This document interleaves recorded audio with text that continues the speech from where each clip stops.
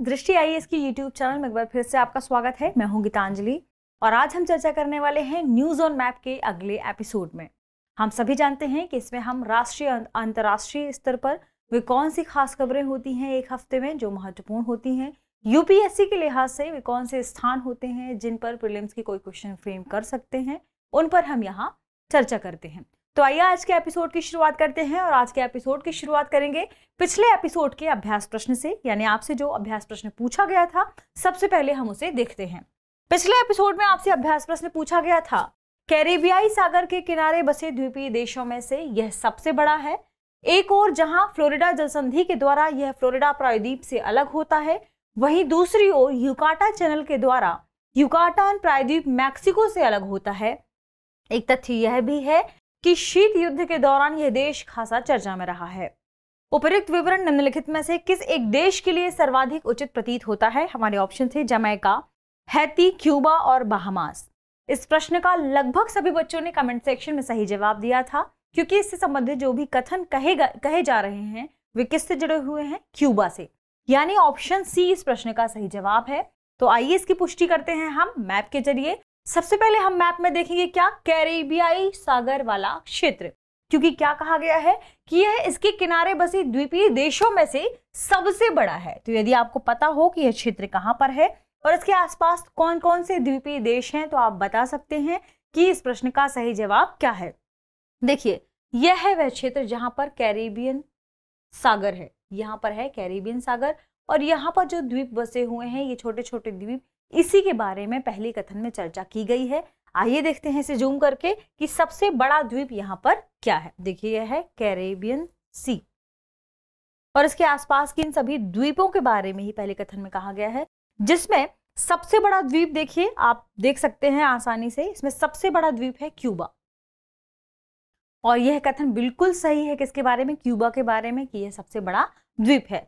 अब देखिए इसमें दूसरे और तीसरे जो कथन है उसके बारे में कहे गए हैं, उसमें क्या लिखा है कि यह फ्लोरिडा स्ट्रेट के जरिए फ्लोरिडा जो प्रायद्वीप है उससे अलग होता है।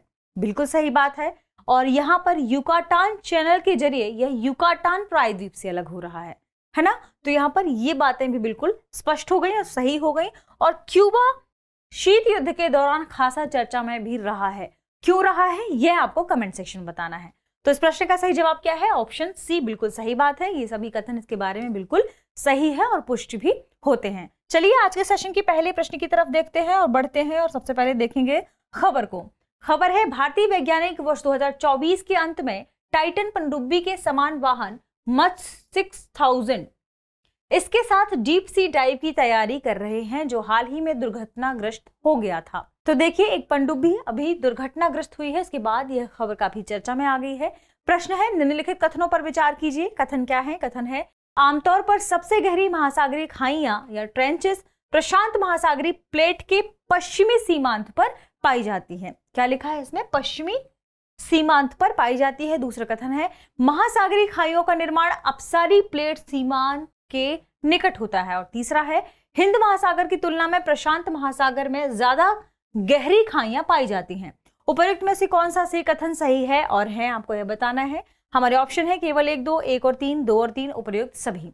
इस बात की पुष्टि करेंगे और देखेंगे सबसे पहले मैप में क्या वाकई सबसे गहरी जो खाइयां हैं या ट्रेंच हैं वह प्रशांत महासागर के पश्चिमी प्लेट के आसपास है या पश्चिमी सीमांत के आसपास है या नहीं। तो देखिए, यह है हिस्सा कौन सा? पैसिफिक ओशन का या प्रशांत महासागर का, जिसमें प्रशांत महासागर का यह हिस्सा पूर्वी है और यह है पश्चिमी हिस्सा। बात कही जा रही है पश्चिमी प्लेट के संदर्भ में, पश्चिमी हिस्से के संदर्भ में। तो प्रशांत महासागर के देखिए पश्चिमी प्लेट में काफी गहरी खाइयां हैं, जिनकी यदि आप गहराई की बात करें तो ये है लगभग 11,034 मीटर, देख सकते हैं 10,542 मीटर।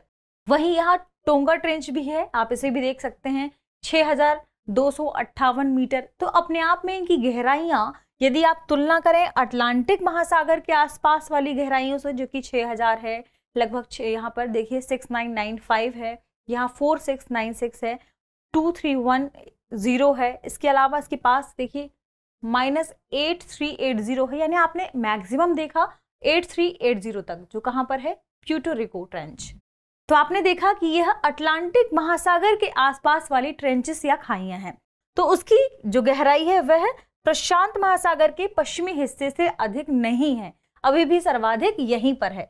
तो इस तरह पहला कथन हमारा क्या हो जाता है, बिल्कुल सही हो जाता है। अभी हम हिंद महासागर के संदर्भ में भी चर्चा करेंगे। दूसरा है, महासागरीय खाइयों का निर्माण अपसारी प्लेट सीमांत के निकट होता है। तो यहाँ पर यह कथन हो जाएगा गलत। गलत क्यों? क्योंकि अपसारी प्लेट सीमांत मतलब प्लेट अलग हो रही है, और जब प्लेट अलग होती है तो ज्वालामुखी उद्गार होता है।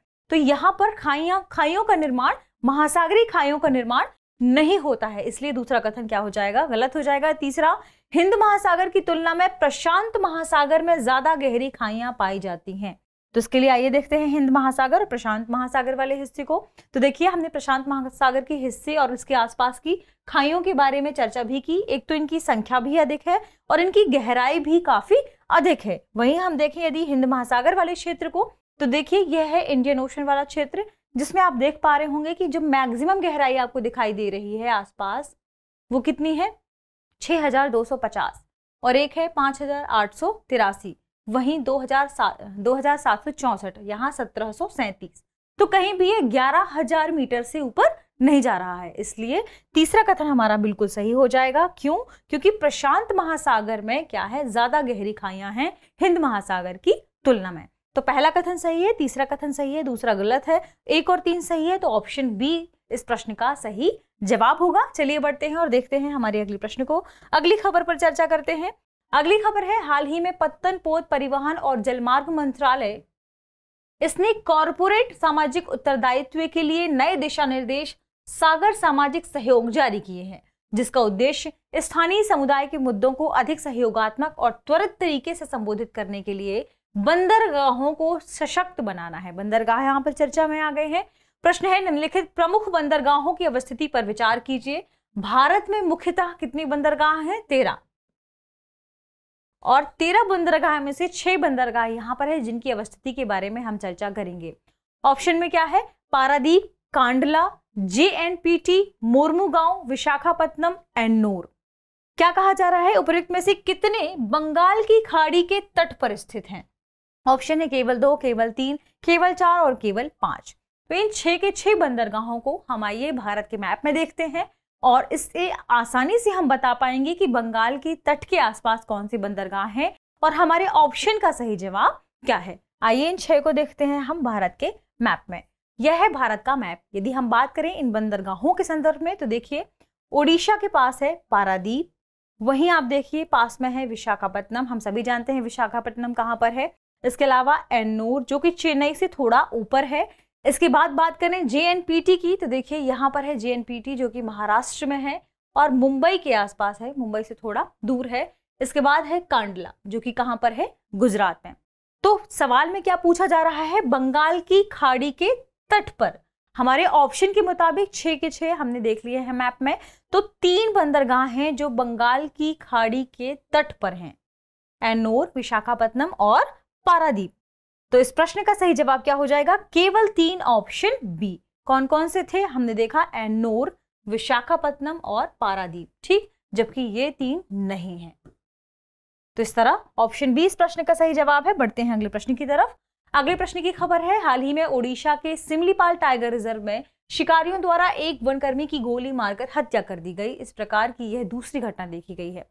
तो हमने वन्यजीवों और वन्य अभ्यारण्य के आसपास वाले क्षेत्रों को यहाँ पर देखा। प्रश्न है, निम्नलिखित कथनों पर विचार कीजिए।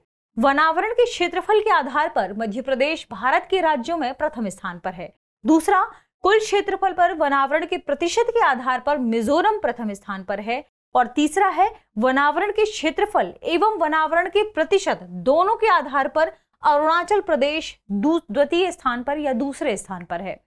उपर्युक्त में से कितने कथन सही हैं, यह हमें बताना है। हमारे ऑप्शन है केवल 1 कथन, केवल 2 कथन, सभी 3 कथन या सभी 3 कथन गलत हैं। अब हम आइए देखते हैं कि भारत में क्षेत्रफल के लिहाज से क्या स्थिति है वनों की, और राज्य में प्रतिशत के लिहाज से क्या स्थिति है वनों की। यह है भारत का मैप जो दिखाता है फॉरेस्ट कवर बाय एरिया, क्षेत्रफल के लिहाज से वनावरण। तो आप देख पा रहे होंगे मध्य प्रदेश में क्षेत्रफल के लिहाज से वनावरण सबसे अधिक है। कितना है 77,493। वहीं अरुणाचल प्रदेश में कितना है 66,431। इसके बाद यानी पहले नंबर पर क्या है मध्य प्रदेश, दूसरे नंबर पर है अरुणाचल प्रदेश, तीसरे नंबर पर आप देखिए छत्तीसगढ़ है 55,000, लगभग 55,000 से अधिक है। फिर देखिए ओडिशा है चौथे नंबर पर और पांचवें नंबर पर है महाराष्ट्र। किस लिहाज से देखिए फॉरेस्ट कवर बाय एरिया, क्षेत्रफल के अनुसार हमने बात की वनावरण की। अब आइए देखते हैं दूसरे कथन में क्या कहा जा रहा है कि कुल क्षेत्रफल पर वनावरण, यानी आपके राज्य का कुल क्षेत्रफल है, अब उस राज्य में वनावरण का प्रतिशत क्या है। तो अभी हमने जो पहला कथन देखा कि मध्य प्रदेश सभी राज्यों में प्रथम स्थान पर है, बिल्कुल सही बात है कि वनावरण के क्षेत्रफल के आधार पर मध्य प्रदेश पहले स्थान पर है, पहला कथन सही है। अब आइए देख लेते हैं कुल क्षेत्रफल के आधार पर वनावरण। तो ये तो हमने देखा मध्य प्रदेश पहले स्थान पर है। यहाँ पर क्या कहा जा रहा है दूसरे कथन में, देखिए मिजोरम प्रथम स्थान पर है। किस लिहाज से? कुल क्षेत्रफल पर वनावरण के लिहाज से। तो आइए देखते हैं मैप में से। तो यह है वह हिस्सा जहां पर मिजोरम है और इसकी अवस्थिति है। तो मिजोरम की वाली बात बिल्कुल सही है, यह है मिजोरम की स्थिति और मिजोरम में इसका प्रतिशत 84.53 है, जबकि अरुणाचल प्रदेश में आप देखिए कितना है 79.33। और शेष राज्यों की बात करें नागालैंड और मणिपुर की तो 73 और 74 के आसपास है। वहीं आप देखिए यह हिस्सा है जहां पर 76% है। बात कही जा रही है कि मिजोरम प्रथम स्थान पर है, तो यह बात बिल्कुल सही है कि मिजोरम इसमें प्रथम स्थान पर है और दूसरे स्थान पर है अरुणाचल प्रदेश। किस लिहाज से? ध्यान रखिएगा कि प्रतिशत ऑफ फॉरेस्ट कवर, कि किसी राज्य में फॉरेस्ट कवर कितना है उसकी कुल क्षेत्रफल के अंतर्गत। तो सबसे अधिक क्या है? मिजोरम। मिजोरम बिल्कुल सही बात है कि इस लिहाज से क्या है पहले स्थान पर है। और तीसरा कथन है कि वनावरण के क्षेत्रफल और वनावरण के प्रतिशत, इन दोनों के लिहाज से अरुणाचल प्रदेश द्वितीय स्थान पर है। बिल्कुल सही कथन हो जाएगा यह, क्योंकि हमने देखा कि यहाँ पर वनावरण के लिहाज से दूसरे स्थान पर है और प्रतिशत के लिहाज से भी यह दूसरे स्थान पर है। तो इस तरह इस प्रश्न का सही जवाब क्या हो जाएगा कि यह कथन भी सही है, तीनों कथन सही है, यानी इस प्रश्न का सही जवाब होगा ऑप्शन सी, सभी 3 कथन सही है। ध्यान रखिएगा कि वनावरण को लेकर जो वन सर्वेक्षण वाली रिपोर्ट आती है उससे लगातार प्रश्न फ्रेम किए जाते हैं, इसलिए यह आपके लिए जानना जरूरी है कि कौन से स्टेट किस स्थिति में है, चाहे वनावरण के कुल क्षेत्रफल के लिहाज से हो या प्रतिशत के लिहाज से हो। बढ़ते हैं और देखते हैं हमारे अगले प्रश्न को। अगले प्रश्न पर चर्चा करते हैं। प्रश्न की खबर है, हाल ही में रूस की वेगनर प्राइवेट मिलिट्री कंपनी के प्रमुख ने देश के रक्षा प्रतिष्ठान के खिलाफ एक अल्पकालिक विद्रोह किया, जिसने रूस के समक्ष एक अभूतपूर्व आंतरिक सुरक्षा संकट की स्थिति उत्पन्न कर दी है। रूस एक बार फिर से चर्चा में है। हमारा प्रश्न है, निम्नलिखित कथनों पर विचार कीजिए। कथन है, यूरोप के 5 से अधिक देश रूस के पड़ोसी हैं, और दूसरा, रूस के यूरोपीय पड़ोसियों में यूक्रेन क्षेत्रफल की दृष्टि से सबसे बड़ा है। उपरोक्त में से कौन सा से कथन सही है और है हमें यह बताना है। केवल एक, केवल दो, एक और दो दोनों, ना तो एक और ना ही दो। इसके लिए सबसे ज्यादा जरूरी क्या है कि हम देखें कि रूस की स्थिति कहां पर है और फिर देखें कि इसके आसपास भी कौन से देश हैं यूरोप के जो उसके साथ अपनी सीमा लगाते हैं, जिससे आप दूसरे कथन की पुष्टि कर पाएंगे क्या वाकई यूक्रेन क्षेत्रफल के लिहाज से वह देश है जो रसिया से लगता है। तो देखिए यह है रशिया, और रसिया के आसपास देखिए वे कौन से यूरोपीय देश हैं जिसके साथ सीमा लगाते हैं। तो एक है नॉर्वे, इसका हिस्सा यहाँ से लगता है रूस से। फिर है फिनलैंड, इसके बाद है एस्टोनिया, लातविया, बेलारूस और यूक्रेन। आप स्पष्ट रूप से देख पा रहे होंगे यूक्रेन क्षेत्रफल के लिहाज से वह बड़ा देश है यूरोप का जो रसिया के साथ अपनी सीमा साझा करता है, यानी दूसरा कथन बिल्कुल सही हो जाएगा। पहले कथन में क्या कहा जा रहा है कि यूरोप के 5 से अधिक देश रूस के पड़ोसी हैं। तो हमने 6 तो हमने ही काउंट कर लिए, Ukraine, Belarus, Latvia, Estonia, Finland और नॉर्वे।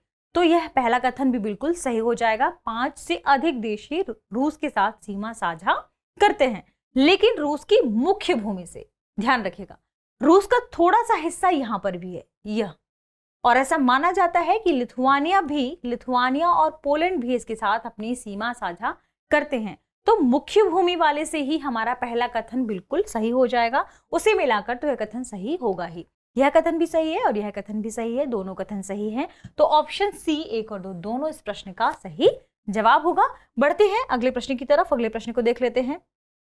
अगला प्रश्न है, हाल ही में द इकोनॉमिस्ट इंटेलिजेंस यूनिट ने ग्लोबल लिवेबिलिटी इंडेक्स 2023 पर अपनी रिपोर्ट जारी की, जिसमें ऑस्ट्रिया की राजधानी वियना ने वर्ष 2023 में रहने योग्य उत्तम शहरों की सूची में शीर्ष स्थान प्राप्त किया है। प्रश्न क्या है?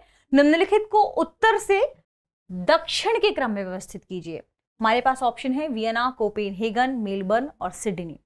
हमारे पास ये ऑप्शन खास हैं, खास इसलिए भी हैं क्योंकि ग्लोबल लिवेबिलिटी इंडेक्स 2023 में ये जो चारों देश क्रम से लिखे हुए हैं, इनका क्रमशः प्रथम, द्वितीय, तृतीय और चतुर्थ स्थान रहा है, इसलिए हमने इन्हें प्रश्न में शामिल कर लिया है। तो आप इसे याद रख सकते हैं। सही कूट का चुनाव करना है। हमारे पास ऑप्शन है 1 2 3 4, 1 2 4 3, 2 1 3 4, 2 1 4 3। आइए देखते हैं हम इस प्रश्न को कैसे हल कर सकते हैं। सबसे पहले हम इन चारों की स्थिति देखेंगे मैप में कि यह कहां पर है, क्योंकि हमें बताना है उत्तर से दक्षिण का क्रम। ठीक है, तो आइए देखते हैं कि इनकी स्थिति कहां पर है। ये स्थितियां दरअसल दो अलग अलग क्षेत्रों में है। दो क्षेत्र या दो स्थान यहां पर है हमारे, और दो स्थान यहां पर है। बताना है उत्तर से दक्षिण का क्रम। तो यहां से उत्तर से दक्षिण का क्रम ऐसे होगा। आइए देखते हैं इनकी स्थिति कहां पर है। यदि हम बात करें यूरोप वाले क्षेत्र में, तो यहां पर दो क्षेत्र हैं, एक कोपेनहेगन और एक वियना, जहां पर कोपेनहेगन डेनमार्क की राजधानी है और ऑस्ट्रिया की राजधानी है वियना।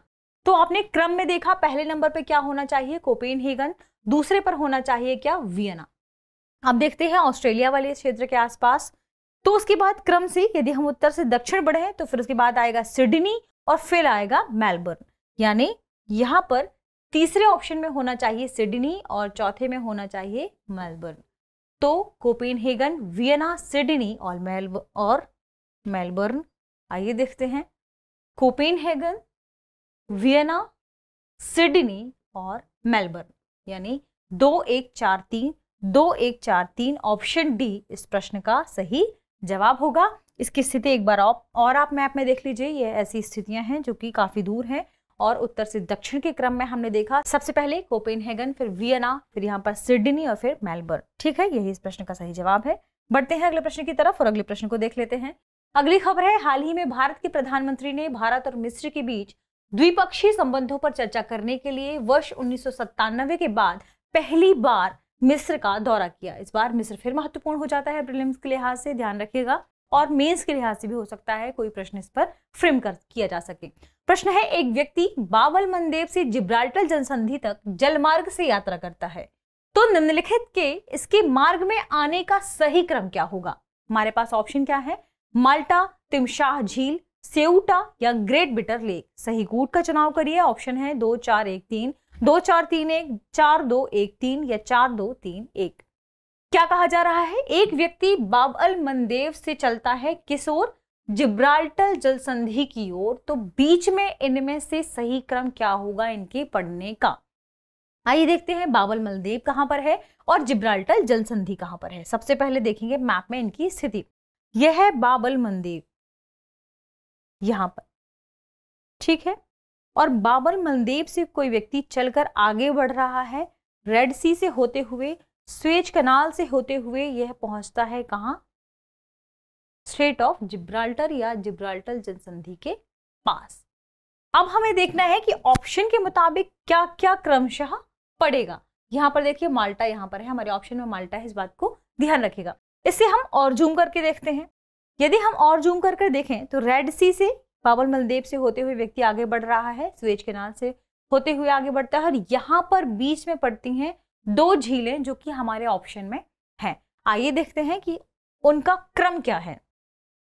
उस स्थान पर सबसे पहले पड़ेगी ग्रेट बिटर लेक, फिर पड़ेगी लेक तिमशाह, और फिर व्यक्ति आगे बढ़ते हुए यहां से आगे बढ़ेगा और आगे बढ़ते हुए देखिए कहां जाएगा।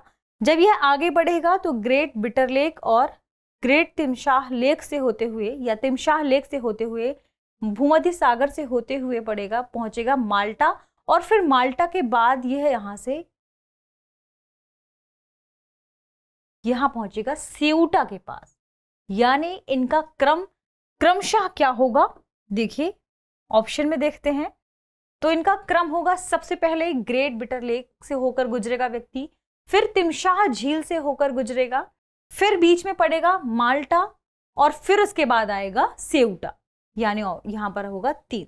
तो 4 2 1 3 इस प्रश्न का सही जवाब है। 4, 2, 1, 3। ऑप्शन सी इस प्रश्न का सही जवाब है। 4, 2, 1 और 3। इसका क्रम भी बिल्कुल यही होगा। आइए हम एक बार और मैप में स्पष्ट तरीके से देख लेते हैं। यहाँ पर व्यक्ति रेड सी से आगे बढ़ते हुए स्वेज कैनाल में दोनों झील, जो कि ग्रेट बिटर लेक होगी एक और एक तिमशाह लेक होगी, फिर आगे गुजरेगा, मेडिटेरेनियन सी से होकर गुजरेगा और फिर यहाँ से माल्टा से उसके बाद आगे सेउटा के पास। ठीक है, सेउटा की स्थिति देख लेते हैं थोड़ा हम जूम करके। तो देखिए यह है स्ट्रेट ऑफ जिब्राल्टर और सेउटा है यहाँ पर। सेउटा पर यदि हम बात करें किसका आधिपत्य है, तो स्पेन का आधिपत्य है। ठीक है, वहीं ध्यान रखिएगा एक जिब्राल्टर नामक स्थान भी है जो कि यहाँ पर है और इसका स्थापत्य है यूके के पास। ठीक है, यानी इस पर कंट्रोल कौन करता है, यूके करता है। जिब्राल्टर नामक स्थान है और यहाँ पर क्या है, स्ट्रेट ऑफ जिब्राल्टर। इस मैप को आप ध्यान रखिएगा और ये भी ध्यान रखिएगा कि सेउटा पर किसका स्थान, किसका कब्जा है, स्पेन का। ठीक है, लेकिन ये कहां पर है, मोरक्को में है सेउटा। चलिए देखते हैं अगली खबर को और अगली खबर पर चर्चा करते हैं। अगली खबर है, हाल ही में भारत के प्रधानमंत्री की अमेरिका यात्रा के दौरान भारत ने अमेरिकी बहुराष्ट्रीय निगम जनरल इलेक्ट्रिक और हिंदुस्तान एरोनॉटिक्स लिमिटेड के बीच महत्वपूर्ण जेट इंजन प्रौद्योगिकी के हस्तांतरण से संबंधित समझौते की घोषणा की है। इस वजह से ये महत्वपूर्ण है। प्रश्न है, निम्नलिखित कथनों पर विचार कीजिए। कथन एक क्या है, शुष्क जलवायु एवं साल के अधिकांश समय साफ आकाश रहने के कारण बेंगलुरु और उसके आसपास के क्षेत्र में वायुयान निर्माण उद्योग का विकास हुआ है। कथन दूसरा क्या है, शुष्क जलवायु एवं साफ आकाश वायुयानों के टेस्ट फ्लाइट के लिए आदर्श स्थिति है। हमारे ऑप्शन में देखिए, हमारे पास ऑप्शन क्या है, उपर्युक्त कथनों के बारे में निम्नलिखित में से कौन सा कथन सही है। ध्यान रखिएगा इस बार यूपीएससी ने इसके संदर्भ में भी या इस टाइप के भी प्रश्नों को काफी फ्रेम किया है। इस वजह से हमने न्यूज ऑन मैप में कुछ प्रश्नों को इसी तरीके से फ्रेम किया है। ऑप्शन क्या है, कथन 1 और कथन 2 दोनों सही है तथा कथन 2 कथन 1 की सही व्याख्या है। कथन 1 और कथन 2 दोनों सही है तथा कथन 2 कथन 1 की सही व्याख्या नहीं है।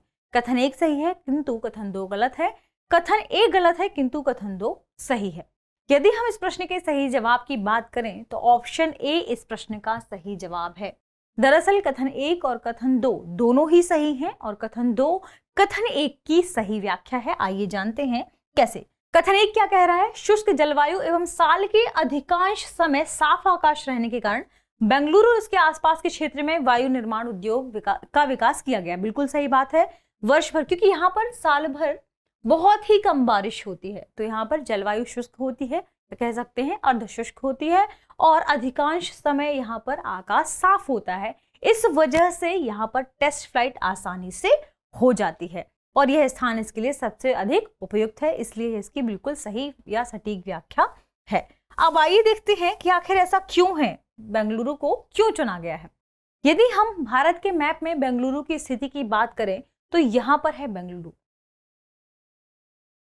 ठीक, और यदि भारत में हम दक्षिण पश्चिम मानसून की बात करें तो जब दक्षिण पश्चिम मानसून की शुरुआत होती है तो यहां से आगे बढ़ता है यह मानसून और यहां पर आ जाता है क्या, पश्चिमी घाट। और पश्चिमी घाट के रेन शेडो वाले इलाके में होने की वजह से बेंगलुरु में बारिश बहुत कम मात्रा में होती है। इतनी कम मात्रा में जो आप कलर देख सकते हैं, कलर के मुताबिक 250 से 500 मिलीमीटर बारिश यहाँ पर होती है या 25 से 50 आप कह सकते हैं सेंटीमीटर बारिश यहाँ होती है। और वहीं हम बात करें यदि लौटते हुए मानसून के संदर्भ में तो देखिए, जब मानसून लौटता है तो लौटते हुए मानसून के बाद भी यहाँ बारिश बहुत कम होती है। देखिए 1 से आप कह सकते हैं 0 से 1 सेंटीमीटर या 0 से 10 मिलीमीटर। तो आप समझ सकते हैं कितनी कम बारिश यहाँ होती है। इस लिहाज से यहाँ की जो जलवायु है काफी शुष्क है और आकाश एकदम साफ होता है, इसलिए वायुयान के लिहाज से जो भी उद्योग विकसित किए गए हैं वह बेंगलुरु में विकसित किए गए हैं। ठीक है, तो इस तरह इस प्रश्न का सही जवाब क्या हो जाएगा, ऑप्शन ए। ठीक है, बढ़ते हैं अगले प्रश्न की तरफ। अगले प्रश्न को देख लेते हैं। अगला प्रश्न है, हाल ही में विश्व स्वास्थ्य संगठन लैटिन अमेरिकी देश बेलीज को मलेरिया से मुक्त घोषित किया गया है। किसके द्वारा, विश्व स्वास्थ्य संगठन के द्वारा, एचओ के द्वारा किसे लैटिन अमेरिकी देश बेलीज को मलेरिया मुक्त घोषित कर दिया गया है। प्रश्न है निम्नलिखित देशों की अवस्थिति पर विचार कीजिए। Guatemala, Belize, El Salvador, Colombia, Venezuela, Costa Rica. प्रश्न क्या है? उपर्युक्त में से कितने देशों का संबंध दो महासागरों से है? ध्यान रखिएगा, इन देशों को हमने ले तो लिया है प्रश्न में, लेकिन पूछा क्या जा रहा है कि कितने देशों का संबंध दो महासागर से है। ऑप्शन है केवल 2, केवल 3, केवल 4, केवल 5। आइए देखते हैं सबसे पहले इनकी स्थिति, ये कहां पर है। ये दरअसल क्या कहलाते हैं? लैटिन अमेरिकी देश। आइए देखते हैं, स्थिति के संदर्भ में बात करते हैं। ये सभी देश और ये हिस्सा जो है इसके आसपास वाले देशों को ही कहा जाता है लैटिन अमेरिकी देश। इसमें उत्तर अमेरिका की बात करें तो इसके छोटे से या कुछ हिस्से इसमें शामिल हैं, वहीं दक्षिण अमेरिका के भी कुछ हिस्से इसमें शामिल हैं, कुछ देश इसमें शामिल हैं। जहां ऑप्शन के मुताबिक यदि हम बात करें तो ऑप्शन में है Belize, Guatemala, El Salvador, Costa Rica, Venezuela और कोलंबिया। तो हम ऑप्शन के मुताबिक देख लेते हैं कौन से देश है जो दो महासागरों के साथ अपनी सीमा लगाते हैं। देखिए, बेलीज पर चर्चा करें तो यह केवल एक ही महासागर के साथ लगा हुआ है, तो यहाँ यह हट जाएगा। ग्वाटेमाला की चर्चा करें तो देखिए यहाँ से दो महासागरों के साथ लगा हुआ है, एक इसका हिस्सा यहाँ से भी महासागर से लगता है। ग्वाटेमाला यानी एक शामिल हमें मिल गया। दूसरा देखते हैं क्या है, एल सल्वाडोर, यह भी केवल एक ही के साथ सीमा साझा कर रहा है। इसके बाद आ जाता है क्या, होंडुरास, तो उस वाले हिस्से में वह सागर के साथ या महासागर के साथ अपनी सीमा नहीं लगा पाता। कोस्टारिका देखिए दोनों ओर से महासागर से सटा हुआ है, यानी हमारे पास दो देश हो गए। तीसरा है देखिए कोलंबिया, कोलंबिया भी यहाँ और यहाँ दोनों से महासागर से सटा हुआ है, तो हमारे पास 3 देश हो गए। चौथा है वेनेजुएला, वेनेजुएला यहाँ पर नहीं है, केवल एक ही महासागर के साथ सीमा साझा कर रहा है, केवल यहाँ पर साझा करता है, बाकी कहीं से नहीं। तो यहाँ पर हमारे पास 3 देश हो गए जो महासागरों के साथ अपनी सीमा साझा करते हैं। तो इस प्रश्न का सही जवाब क्या हो जाएगा? केवल 3, ऑप्शन बी। केवल 3 देश दो महासागरों के साथ सीमा साझा करते हैं, शेष 3 देश नहीं करते हैं। अब आपको कमेंट सेक्शन में बताना है कि 3 देश वे कौन से हैं जो दो महासागरों के साथ सीमा साझा कर रहे थे, और वे 3 देश कौन से हैं जो दो महासागरों के साथ सीमा साझा नहीं कर रहे थे। ठीक है, चलिए बढ़ते हैं, अगले प्रश्न को देख लेते हैं। अगले प्रश्न पर चर्चा करते हैं। खबर है, हाल ही में बॉन जलवायु बैठक संपन्न हुई। इसका उद्देश्य दुबई में प्रस्तावित COP28 सम्मेलन के लिए एजेंडा तय करना है और इसकी तैयारियां करना है। प्रश्न है, निम्नलिखित शहरों की अवस्थिति पर विचार कीजिए। शहर क्या है? बॉन, काहिरा, बाकू, दुबई।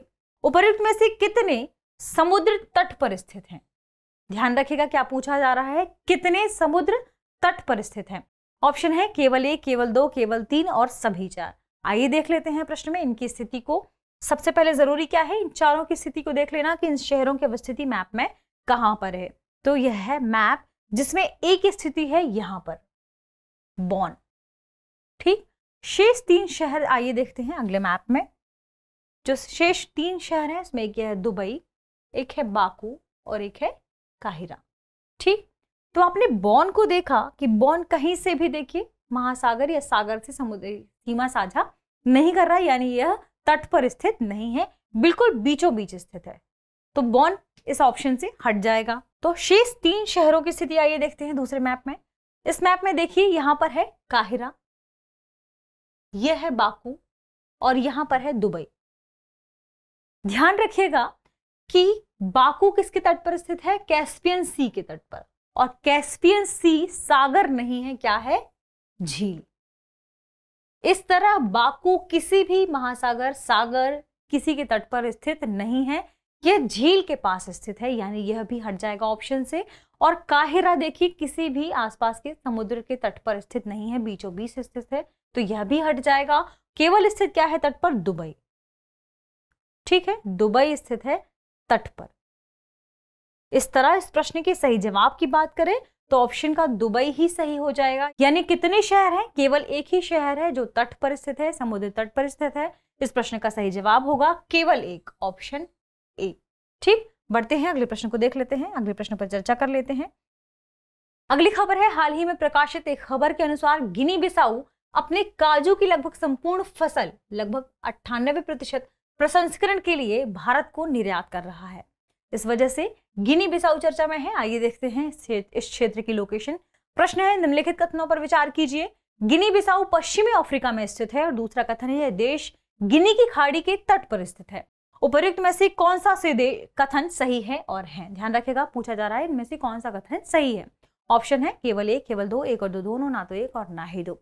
सबसे पहले देखते हैं मैप में गिनी बिसाऊ की स्थिति, क्या वाकई यह पश्चिमी अफ्रीका के आसपास स्थित है और क्या वाकई यह गिनी की खाड़ी के तट पर स्थित है। इसके लिए देखेंगे सबसे पहले मैप को और देखेंगे गिनी की खाड़ी को।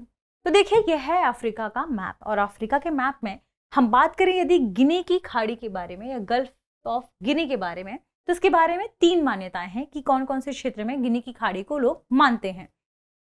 पहली मान्यता के अनुसार मानते हैं यह जो लाइन है इसके अंदर है गिनी की खाड़ी। दूसरी मान्यता के अनुसार मानते हैं केप पाल्माज से केप लोपेज तक यह है गिनी की खाड़ी। लेकिन जो तीसरी मान्यता है उसके अनुसार केप पाल्माज से केप फ्रिया तक इस हिस्से को मानते हैं गिनी की खाड़ी और इसी को वास्तव में लोग स्वीकार भी करते हैं कि यही है गिनी की खाड़ी। अब बात करें हम गिनी बिसाऊ के बारे में, तो यह जो लोकेशन है यह है गिनी बिसाऊ और बिसाऊ इसके आसपास इसका मुख्य शहर है। यह देखिए इस मैप में यह है गिनी बिसाऊ। तो आप देख पा रहे होंगे यहाँ पर है गल्फ ऑफ गिनी। गिनी बिसाऊ कहीं से भी गल्फ ऑफ गिनी के तट पर स्थित नहीं है। तो दूसरा कथन यहाँ पर क्या हो जाएगा? गलत हो जाएगा। और यदि पहले कथन पर गौर करें, पहला कथन क्या कह रहा है? गिनी बिसाऊ पश्चिमी अफ्रीका में स्थित है। बात बिल्कुल सही है। दरअसल यह जो हिस्सा है पश्चिमी अफ्रीका वाला हिस्सा है और गिनी बिसाऊ देखिए यहाँ पर स्थित है। ठीक, तो गिनी बिसाऊ पश्चिमी अफ्रीका का देश है, सही बात है, और यह इससे दूर स्थित है गल्फ ऑफ गिनी से। तो यहाँ पहला कथन बिल्कुल सही है। इस प्रश्न के सही जवाब की बात करेंगे तो ऑप्शन ए केवल एक इस प्रश्न का सही जवाब है, क्योंकि सही कथन पूछा गया था। चलिए बढ़ते हैं, अगले प्रश्न को देख लेते हैं। अगले प्रश्न पर चर्चा करते हैं। प्रश्न है, हाल ही में भारत और रूस ने चेन्नई से व्लादिवोस्तोक तक समुद्री मार्ग का संचालन शुरू करने की इच्छा व्यक्त की है। प्रश्न है, निम्नलिखित कथनों पर विचार कीजिए। कथन क्या है? व्लादिवोस्तोक जापान सागर के तट पर स्थित है और दूसरा, चेन्नई से व्लादिवोस्तोक तक जलमार्ग से जाने के लिए जापान की मुख्य भूमि के पूर्व से गुजरना होगा और तीसरा, व्लादिवोस्तोक ट्रांस साइबेरियन रेलवे का पूर्वी टर्मिनल है। उपर्युक्त में से कौन सा से कथन सही है? हमारे पास ऑप्शन है 1 और 2, 1 और 3, 2 और 3, उपर्युक्त सभी। इस प्रश्न को हल करने के लिए जरूरी है हम देखें कि व्लादिवोस्तोक कहां पर है। क्या वाकई ये जापान सागर के तट पर स्थित है? फिर यह भी देखेंगे कि क्या व्लादिवोस्तोक तक यदि हम चेन्नई से जाते हैं तो क्या हमें जापान की मुख्य भूमि के पूर्व से गुजरना होगा? देखते हैं हम इसे मैप में। सबसे पहले चर्चा करेंगे व्लादिवोस्तोक के बारे में कि ये कहां पर है। तो यह है मैप और इस मैप में देखिए यहां पर है व्लादिवोस्तोक। ठीक, और जापान की स्थिति के बारे में चर्चा करें तो यह मुख्यतः 4 आइलैंडों से मिलकर बना है। छोटे छोटे कई और भी आइलैंड है, लेकिन मुख्यतः हम जो बात कर रहे हैं, और उन मुख्यतः 4 आइलैंडों में से भी सबसे मुख्यतः आइलैंड है होन्शु। यह होन्शु आइलैंड सबसे मुख्य आइलैंड है। यहाँ पर इसकी सर्वाधिक पॉपुलेशन कहें या फिर जो भी इनके कंस्ट्रक्शन है यहाँ पर ही होते हैं। प्रमुख शहरी क्षेत्र यहाँ पर बसा हुआ है। ठीक है, तो व्लादिवोस्तोक तक पहुंचना है हमें कहां से? चेन्नई से। और क्या यह जापान सागर के तट पर स्थित है? व्लादिवोस्तोक की बात करें तो देखिए यह है सी ऑफ जापान या ईस्ट सी और यहाँ पर है व्लादिवोस्तोक। यह बात बिल्कुल सही है कि यह जापान सागर के तट पर स्थित है।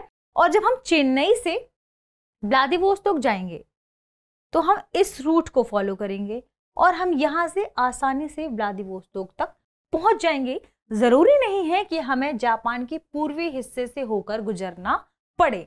तो यहाँ पर दूसरा कथन क्या हो जाएगा? गलत हो जाएगा। पहला कथन बिल्कुल सही है, यह जापान सागर के तट पर स्थित है और हम यदि चेन्नई से व्लादिवोस्तोक जाते हैं जलमार्ग के जरिए तो जरूरी नहीं है कि हम जापान की मुख्य भूमि से के पूर्व से हमें गुजरना पड़े। दूसरा कथन गलत हो जाएगा। तीसरा है, ट्रांस साइबेरियन रेलवे का क्या यह पूर्वी हिस्सा है? तो आइए देख लेते हैं, ट्रांस साइबेरियन टर्मिनल को भी समझते हैं। देखिए इसमें देखिए जो यह रेड कलर है ट्रांस साइबेरियन, यह है यह जो कि मॉस्को से शुरू होता है आगे बढ़ता है,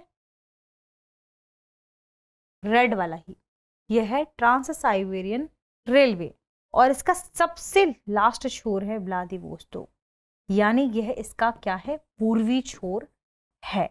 तो यहाँ पर तीसरा कथन भी क्या हो जाएगा? बिल्कुल सही हो जाएगा। 1 और 3 कथन सही है। इस प्रश्न का सही जवाब क्या होगा? Option B.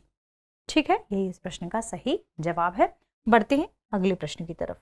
अगला प्रश्न देख लेते हैं। अगला प्रश्न प्रीलिम्स 2023 में पूछा गया था। प्रश्न है, निम्नलिखित कथनों पर विचार कीजिए। चीन की तुलना में भारत के पास अधिक कृषि योग्य क्षेत्र है। दूसरा कथन है, चीन की तुलना में भारत में सिंचित क्षेत्र का अनुपात अधिक है। और तीसरा कथन है, चीन की तुलना में भारत की कृषि में प्रति हेक्टेयर औसत उत्पादकता अधिक है। उपरोक्त में से कितने कथन सही हैं? केवल एक, केवल दो, कि सभी तीन, या कोई भी नहीं? यदि हम बात करें कि आखिर यह प्रश्न फ्रेम क्यों किया गया था और इसे कहां कवर किया गया है, तो कई न्यूज़पेपर ने इस बारे में, इस तथ्य के बारे में चीजें कवर की हैं। देखिए, मिंट में खबर छपी थी जिसमें लिखा था, India has the largest cropland. कृषि योग्य भूमि इंडिया के पास सबसे अधिक है। कितनी? 179.8 million hectare, compared with 176.8 million in the USA and 165.2 million in China। Fourth number पर है रशिया। आप समझ सकते हैं, भारत में कृषि योग्य भूमि के लिहाज से भारत पहले स्थान पर है पूरी दुनिया में। तो यहां पर पहला कथन यदि हम गौर फरमाएं, चीन की तुलना में भारत के पास अधिक कृषि योग्य क्षेत्र है, बिल्कुल सही बात है। चीन की तुलना में भारत में सिंचित क्षेत्र की बात करें और इसके अनुपात की बात करें तो इसके बारे में भी खबर छपी थी फाइनेंशियल एक्सप्रेस में। खबर देखिए 2019 की है, ध्यान रखिएगा ये। और यह जो खबर थी यह वर्ष 2017 की है। तो इतनी पुराने स्टेटमेंट पर भी देखिए सवाल फ्रेम किया जा सकता है। यदि हम बात करें किसके बारे में, तो देखिए, China's irrigation cover in 41% is 41%, cultivated area and India is 48%। यानी भारत के पास जो सिंचित भूमि का अनुपात है चाइना से यहां अधिक है। तो दूसरा कथन भी बिल्कुल हमारा क्या हो जाएगा, सही हो जाएगा इस प्रश्न के लिहाज से। तीसरा कथन है कि चीन की तुलना में भारत की कृषि में प्रति हेक्टेयर औसत उत्पादकता अधिक होती है।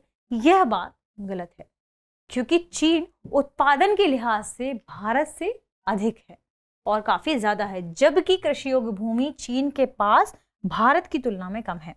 तो यहाँ पर कृषि योग्य भूमि के लिहाज से तो भारत पहले नंबर पर है। दूसरे नंबर पर देखिए क्या है, यूएसए, तीसरे नंबर पर है चीन और चौथे नंबर पर रशिया। तो अब देखिए आगे बढ़ते हैं और देखते हैं, हम इस बात की पुष्टि भी करते हैं। यदि बात करें उत्पादकता के लिहाज से तो पहले नंबर पर है चीन उत्पादकता के लिहाज से, दूसरे नंबर पर है भारत, तीसरे नंबर पर है यूएसए, चौथे नंबर पर है ब्राजील और पांचवें नंबर पर है रशिया। इस क्रम को आप ध्यान रखिएगा, क्योंकि हो सकता है अगली बार फिर से ऐसा कोई सवाल फ्रेम किया जा सके।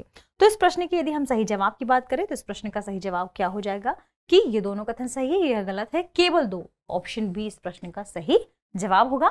चलिए बढ़ते हैं और देखते हैं आज के अभ्यास प्रश्न को। और आपसे अभ्यास प्रश्न का सही जवाब चाहिए हमें कमेंट सेक्शन में।